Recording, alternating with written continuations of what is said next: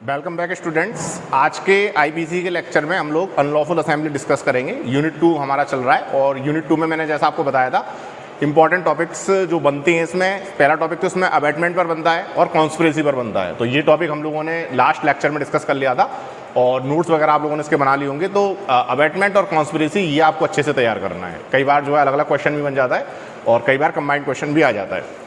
इसके बाद जो इसका यूनिट 2 में जो सेकंड क्वेश्चन बनता है वो बनता है अनलॉफुल असेंबली के ऊपर, विधि विरुद्ध जमात के ऊपर, और इसके साथ राइट और एफ्री दोनों को जो है कंबाइन कर दिया जाता है। तो क्वेश्चन किस तरीके से बनता है पहले तो आप लोग ये समझ लीजिए। क्वेश्चन इस तरीके से बनता है कि विधि विरुद्ध जमात किसे कहते हैं, what do you mean by unlawful assembly.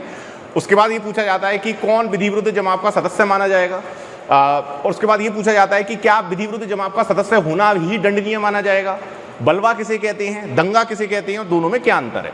तो इस तरीके से क्वेश्चन इसका बनता है।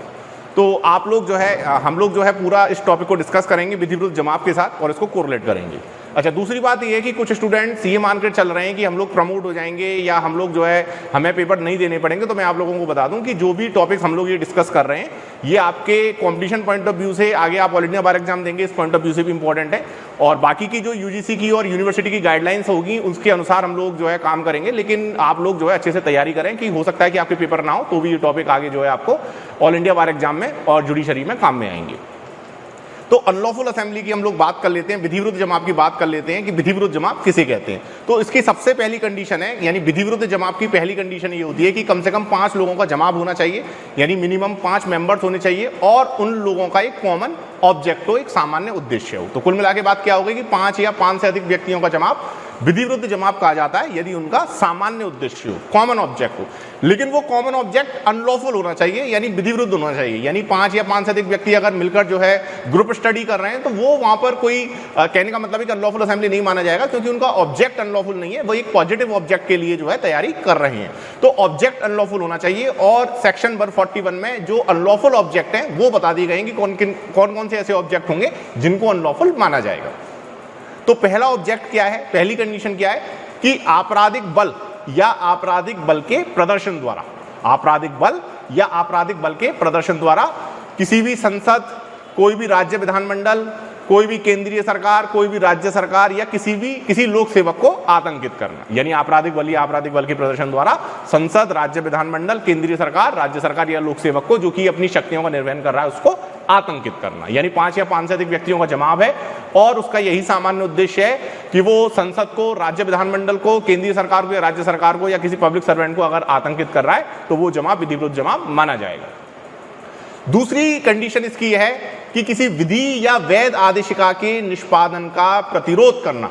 यानी 5 या 5 से अधिक व्यक्तियों का जमाव है और उनका एक सामान्य उद्देश्य है, और उद्देश्य क्या है, किसी विधि के निष्पादन का प्रतिरोध करना। किसी एग्जीक्यूशन ऑफ लॉ की बात आ रही है, विधि के निष्पादन की बात आ रही है, यानी कोई लॉ, किसी लॉ को एग्जीक्यूट होने से रोकना या वैध आदेशिका के निष्पादन का प्रतिरोध करना। आदेशिका की बात आ रही है यानी प्रोसेसेस की बात आ रही है, और सीआरपीसी में हम लोग पढ़ते हैं कि 4 प्रकार की आदेशिकाएं होती हैं, समन, वारंट, उद्घोषणा और कुर्की। यानी समन, वारंट, प्रोक्लेमेशन एंड अटैचमेंट। तो कहने का तात्पर्य है कि जब कोई पुलिस ऑफिसर जो है किसी वारंट का निष्पादन करा रहा है या किसी कुर्की का निष्पादन करा रहा है और कोई 5 या 5 से अधिक व्यक्तियों का जमाव है जो कि ऐसे निष्पादन में प्रतिरोध उत्पन्न करता है, तो ऐसा जमाव विधि विरुद्ध जमाव माना जाएगा। इसके बाद तीसरी कंडीशन आती है कोई रिष्टि, आपराधिक अत्याचार या अन्य अपराध का करना। यानी कहने का तात्पर्य है कि 5 या 5 से अधिक व्यक्तियों का जमाव है और वो कोई संपत्ति को क्षति पहुंचाते हैं, यानी रिष्टि की बात हो रही है, ट्रेसपास की बात हो रही है। किसी भवन में, किसी निर्माण में उस व्यक्ति की सम्मति के बिना जो उसका कब्जाधारी है या जो उसका स्वामी है उसमें एंट्री लेते हैं, उसमें प्रवेश करते हैं, तो वो जो है वहां पर ऐसा जमाव क्या माना जाएगा, विधि विरुद्ध जमाव माना जाएगा। उसके बाद बात आती है चौथे नंबर पर, ये काफी बड़ी कंडीशन है, आपराधिक बल या आपराधिक बल के प्रदर्शन द्वारा। इसकी 3 सब कंडीशन है, तीनों सब कंडीशन को अलग अलग डिस्कस कर सकते हैं। आपराधिक बल या आपराधिक बल के प्रदर्शन द्वारा किसी संपत्ति का कब्जा लेना या किसी संपत्ति को अभिप्राप्त करना। यानी कहने का तात्पर्य इसमें देखिए 2 चीजें लिखी हुई है, कब्जा लेना या अभिप्राप्त करना, 2 वर्ड्स अलग अलग हैं। तो कब्जा जो है वो इमूवेबल प्रॉपर्टी के परिप्रेक्ष्य में बताया गया, अभिप्राप्त करना जो है मूवेबल प्रॉपर्टी के परिप्रेक्ष्य में बताया गया। तो 5 या 5 से अधिक व्यक्तियों का जमाव है और वो जो है किसी संपत्ति का कब्जा ले रहे हैं या किसी चल संपत्ति को अभिप्राप्त कर रहे हैं गलत उद्देश्य से, तो वहां पर जो है ऐसा जमाव विधि विरुद्ध जमाव माना जाएगा। फिर इसी चौथी कंडीशन की दूसरी सब कंडीशन है किसी व्यक्ति को मार्ग के अधिकार के उपभोग से जल के अधिकार के उपभोग से या किसी अन्य अमूर्त अधिकार के उपभोग से वंचित करना। यानी मार्ग के अधिकार के उपभोग से, जल के अधिकार के उपभोग से या कोई भी अन्य अमूर्त अधिकार। अमूर्त और मूर्त दो तरीके के अधिकार होते हैं, यानी कॉर्पोरिल और इनकॉर्पोरिल। अमूर्त यानी इनकॉर्पोरिल। अमूर्त का मतलब होता है जो कि ज्ञानेंद्रियों द्वारा बोधगम्य नहीं होता, जो कि हमारा अधिकार तो है लेकिन हम लोगों को दिखाई नहीं देगा, जैसे हमारा सुखाधिकार, ईजमेंटरी राइट जो होते हैं हमारे, ये इनकॉर्पोरिल राइट्स की कैटेगरी में आते हैं, जिनको हम अमूर्त अधिकार कहते हैं। तो 5 या 5 से अधिक व्यक्तियों का जमाव है जिनका सामान्य उद्देश्य है और वो इस तरीके से किसी अमूर्त अधिकार को परिवर्तित होने से रोक रहे हैं। फिर इसके बाद जो है 5th कंडीशन आती है कि आपराधिक बल या आपराधिक बल के प्रदर्शन द्वारा किसी व्यक्ति को ऐसा कार्य करने के लिए विवश करना जिसे करने के लिए वो वैध रूप से आबद्ध ना हो, या किसी ऐसे कार्य के लोप के लिए विवश करना जिसे करने के लिए वे वैध रूप से आबद्ध है। यानी आपराधिक बल या आपराधिक बल के प्रदर्शन द्वारा किसी व्यक्ति को ऐसा कार्य करने के लिए मजबूर किया जाना या विवश किया जाना जो कि अवैध है, जिसको करने का उसका विधिक कर्तव्य नहीं है, यानी गलत कार्य या अविधिक कार्य करने के लिए उसको बाउंड करना, या किसी ऐसे कार्य के लोप के लिए विवश करना जो कि उसका कर्तव्य है, तो वहां पर ऐसा जमाव विधि विरुद्ध जमाव माना जाएगा। तो सेक्शन 141 में अनलॉफुल असेंबली को डिफाइन किया हुआ है, उसकी कंडीशंस को बताया हुआ है। जब आप बियर एक्ट में सेक्शंस को देखते हैं तो वहां पर सिस्टमेटिक वे में वो बताया हुआ है, लेकिन मैंने इसका जो है ऑपरेशन कर दिया। जो 5 कंडीशंस थी उनको जो है हम लोगों ने सिस्टमेटिक वे में पढ़ लिया, जो कि आपको याद, आप इसको अच्छे से याद कर सकते हैं। तो इसी तरीके से आपको याद करना है ये पूरी 5 कंडीशन जो है। इसके बाद धारा 141 में स्पष्टीकरण दिया हुआ है कि कोई जमाव जो इकट्ठा होते समय विधि विरुद्ध नहीं था, बाद में विधि विरुद्ध हो सकेगा। जैसा कि मैंने आपको बताया कि कई बार क्या होता है कि असेंबली गैदर होती है, जमाव जो है इकट्ठा होता है, लोग इकट्ठे होते हैं और उनका ऑब्जेक्ट गलत नहीं होता है। एक लॉफुल ऑब्जेक्ट को पूरा करने के लिए जो है लोग इकट्ठे होते हैं। जैसे कई बार आपने देखा होगा शांतिपूर्ण आंदोलन होते हैं कि लोग जो है अपनी मांगों को जायज ठहराने के लिए लोग इकट्ठे हुए हैं किसी पार्क में, कहीं किसी जो है चौराहे पर, और उनका केवल ऑब्जेक्ट ये होता है कि उनकी जो रीजनेबल, जो उनकी जस्टिफाइड जो उनकी मांगे हैं वो पूरी की जाएं।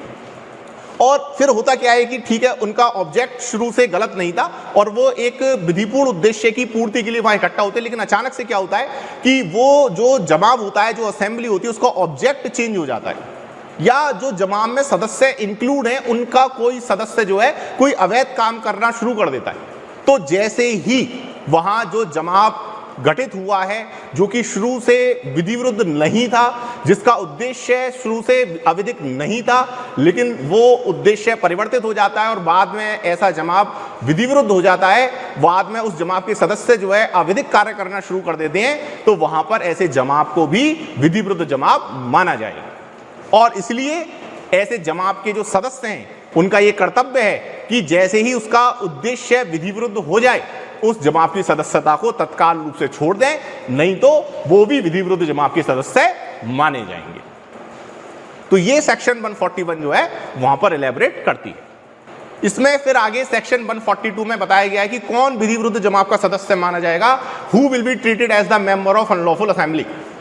और सीधी सी बात है कि सेक्शन 142 के अनुसार वही व्यक्ति विधि विरुद्ध जमाव के सदस्य माने जाएंगे, नंबर 1, जो कि ऐसे जमाव में साशय यानी इंटेंशनली इंक्लूड होते हैं, सम्मिलित होते हैं, यानी फ्रॉम द वेरी बिगिनिंग उनको पता है कि that particular assembly will be unlawful assembly, और उसके बाद भी वो उस असेंबली में मेंबरशिप ले लेते हैं या उसमें इकट्ठा हो जाते हैं, तो वो जो है विधि विरुद्ध जमाव के सदस्य माने जाएंगे। दूसरी कंडीशन ये है कि हो सकता है कि फ्रॉम द वेरी बिगिनिंग, जैसा कि मैंने अभी आप लोगों को बताया कि उस असेंबली का ऑब्जेक्ट अनलॉफुल ना हो, लेकिन जैसे ही उसका ऑब्जेक्ट अनलॉफुल हो जाता है तो जो लोग पहले से उसमें सम्मिलित हैं, जो उस असेंबली के मेंबर्स हैं, उनका तत्काल रूप से यह कर्तव्य है कि उस जमाव की सदस्यता को छोड़ दें, नहीं तो वो भी विधि विरुद्ध जमाव के सदस्य माने जाएंगे। तो दूसरा इसका जो पॉइंट है वो इसी पर टिका हुआ है कि किसी जमाव में सम्मिलित होना कोई अपराध नहीं है, बशर्ते ऐसा जमाव विधि विरुद्ध ना हो। बहुत सारी असेंबली होती है, हम लोग क्लास में इकट्ठा होते हैं, हम लोग कोचिंग में इकट्ठा होते हैं,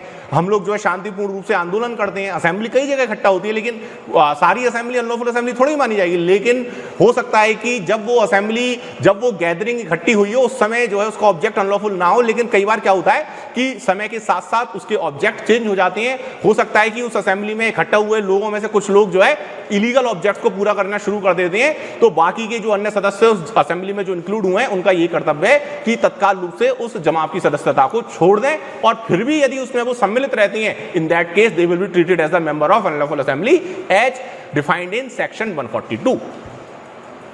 तो सेक्शन 142 में जो विधि विरुद्ध जमात का सदस्य है उसको डिफाइन किया हुआ है।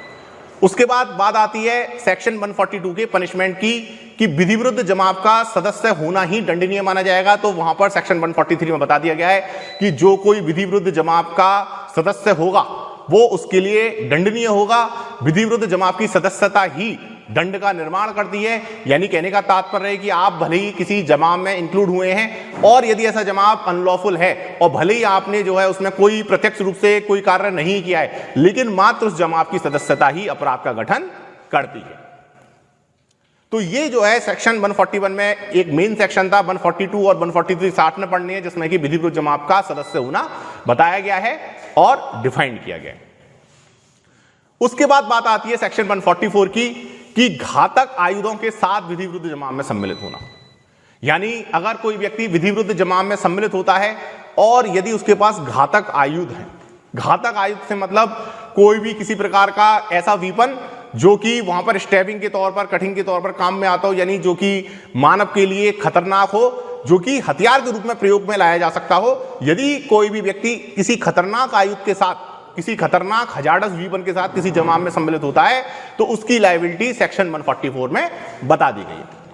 कुछ लोगों को ये कंफ्यूजन होती है कई बार, जैसे धारा 144 बड़ा जो है लोकप्रिय शब्द है कि धारा 144 लागू हुई, और बच्चे बड़े कंफ्यूज होते हैं। धारा 144 मतलब स्टूडेंट्स का क्या है कि वो जैसे एक चीज उन्होंने पढ़ ली तो उनका ये कि धारा सेक्शन 144 या धारा 144, तो वो सोचते हैं कि शायद ये आईपीसी की धारा 144 है।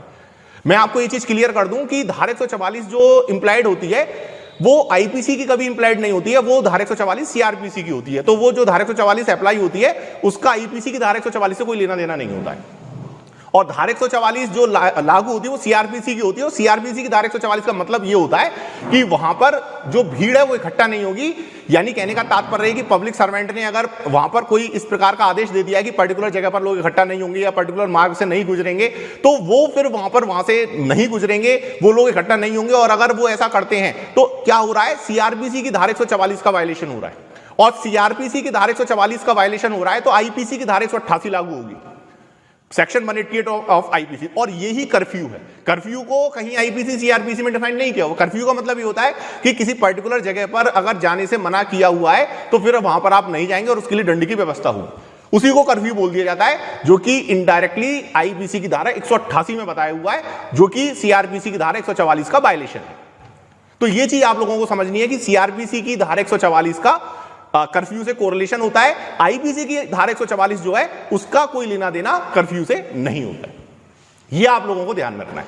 उसके बाद फिर बात आती है, आईपीसी में ही हम आगे चल रहे हैं और सेक्शन 145 पर मैं आ जाता हूं।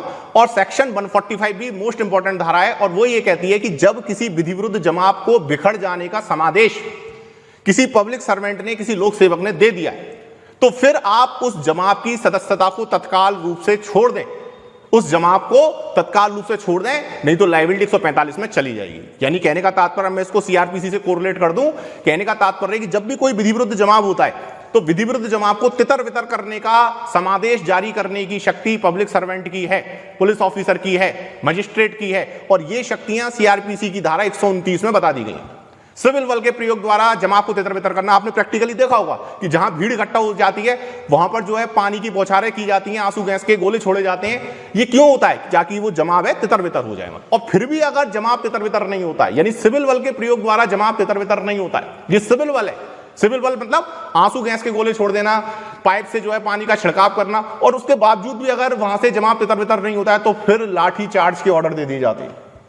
वो क्या हो गया? सशस्त्र बल के प्रयोग द्वारा जमात को तितर बितर करना। और ये शक्ति जो है पुलिस ऑफिसर की और मजिस्ट्रेट की है, और जिसको सीआरपीसी की धारा 129 में बताया गया, सेक्शन 129 ऑफ सीआरपीसी। तो वहीं से ये कोरिलेट हो रहा है 145 कि जहां जो है किसी विधि विरुद्ध जमात को तितर बितर करने का समादेश जारी कर दिया गया है सिविल बल के प्रयोग द्वारा या सशस्त्र बल के प्रयोग द्वारा, और उसके बावजूद भी वो जमात वहां से टस से मस नहीं होता है या लोग उसमें यथावत बने रहते हैं, तो फिर जो है आईपीसी की धारा 145 लागू होगी। यानी कहने का मतलब ये है कि वहां पर लाठीचार्ज जो होगा वो तो होगा, उसके बाद लोगों को गिरफ्तार किया जाएगा। आपने देखा होगा लोगों को गिरफ्तार करके जेल भेज दिया जाता है। तो जो कार्रवाई की जाती है, जो सेक्शन अप्लाई होता है, वो आईपीसी की धारा 145 अप्लाई होती है। तो प्रैक्टिकली भी चीजों को समझना है, ये चीजें सीआरपीसी और आईपीसी दोनों को साथ साथ लेके चलते हैं हम लोग। तो इस तरीके से आप लोगों को विधि विरुद्ध जमात तैयार करना है, जिसमें सेक्शन 141, 142, 143, 144 और 145 ये पांचों सेक्शन जो हैं इसमें बताए गए। अब इसके बाद बात जो आती है वो आती है बलवे की।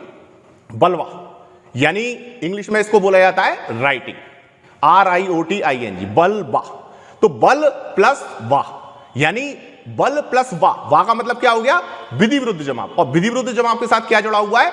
बल जुड़ा हुआ है। तो जहां किसी विधि विरुद्ध जमात द्वारा या उसके किसी सदस्य द्वारा उस जमात के सामान्य उद्देश्य को अग्रसर करने के लिए अगर बल या हिंसा का प्रयोग किया जाएगा तो वहां पर उस जमात के जो सदस्य होंगे वो बलवे के लिए दोषी माने जाएंगे। तो ये चीज हम लोग डिस्कस करेंगे। यानी मैं इस पूरे टॉपिक को दो पार्ट में डिस्कस करूंगा। पहले पार्ट में हम लोगों ने विधि विरुद्ध जमात क्या होता है, उसकी जो पांचों कंडीशंस थी, विधि विरुद्ध जमात का सदस्य कौन माना जाएगा, सदस्य होने के लिए कितना दंड मिल सकता है, यदि घातक आयुक्त के साथ सम्मिलित होते हैं तो उसमें क्या लायबिलिटी होती है, और यदि किसी विधि विरुद्ध जमात को बिखर जाने का समादेश दे दिया गया है और उसके बावजूद भी अगर उसमें जमात में सदस्य बने हुए हैं तो उसकी लायबिलिटी कहां होगी, ये चीजें हमने डिस्कस की। अब इसके सेकंड पार्ट में हम लोग क्या डिस्कस करेंगे, जैसा कि मैंने अभी आपको बताया, बलवा और दंगा। प्रैक्टिकली क्या होता है कि जैसे न्यूज चैनल्स पर आपने देखा होगा, न्यूज़पेपर में आपने देखा होगा कि लोग जैसे मीडिया बताती है साहब दंगे भड़क गए, तो हर चीज दंगा नहीं होगी। हो सकता है कि वो प्रैक्टिकली दंगा ना हो, प्रैक्टिकली बलवा हो और मीडिया कहती है कि दंगा हो गया। तो दंगा और बलवा में बड़ा माइनर सा डिफरेंस होता है। उस डिफरेंस को समझने की कोशिश करेंगे कि कब एक जमात दंगा का रूप ले लेगा और कब एक जमात बलवे का रूप ले लेगा। बलवा और दंगा दोनों में अंतर है, और दोनों में क्या अंतर है ये हम लोग जो है अपने नेक्स्ट लेक्चर में डिस्कस करेंगे। Okay, thank you so much.